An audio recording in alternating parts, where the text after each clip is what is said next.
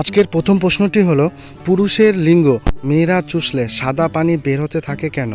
সঠিক উত্তরটি কী হবে? উত্তরটি হলো, সহবাসের সময় নারীদের যোনিপথে সহজে লিঙ্গ সঞ্চালনের জন্য কামরস যোনিপথ পিচ্ছিল করে থাকে। দ্বিতীয় প্রশ্নটি হলো, প্রস্রাবের সাথে বীর্য বের হয় কেন? সঠিক উত্তরটি কী হবে কমেন্ট করে জানাবে।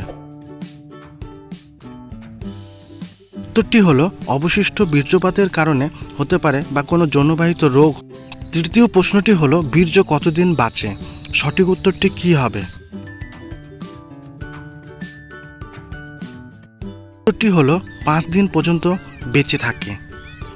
চতুর্থ প্রশ্নটি হলো, পায়খানার চাপ দিলে ধাতু বের হয় কেন?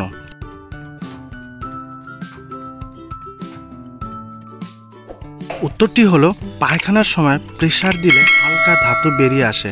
ধাতু বা বীর্য পাতলা হয়ে গেলে এমনটা হয়। 5 নম্বর প্রশ্নটি হলো, পুরুষের শুক্রাণু বের হওয়া কি স্বাভাবিক বলে মনে করা হয়? উত্তরটি হলো, বীর্য বের হওয়া সবসময় একটি সমস্যা নয়, তবে এমন কিছু সময় আছে যখন এটি একটি স্বাস্থ্য সমস্যা সংকেত দিতে পারে, যার জন্য চিকিৎসার প্রয়োজন। 6 নম্বর প্রশ্নটি হলো, বীর্যর জন্য কি খাবার খেলে বৃদ্ধি করা যায়?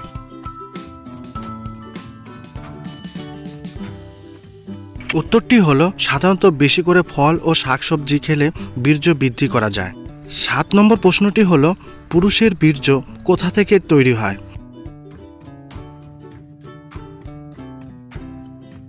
উত্তরটি হলো, বীর্য অন্ডকোষে তৈরি হয়।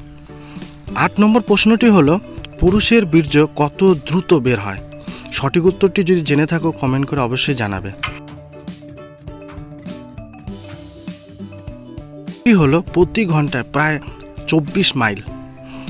9 নম্বর প্রশ্নটি হলো, পুরুষের শুক্রাণু কতদিন থাকে?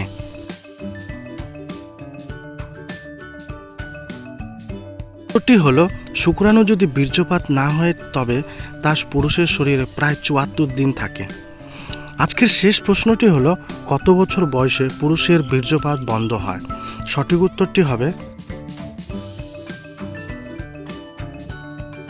উত্তরটি হলো, যে বয়সে একজন পুরুষের বীর্যপাত বন্ধ হয় তা প্রতিটি ব্যক্তির জন্য আলাদা হবে। সম্পূর্ণ ভিডিও দেখার জন্য ধন্যবাদ।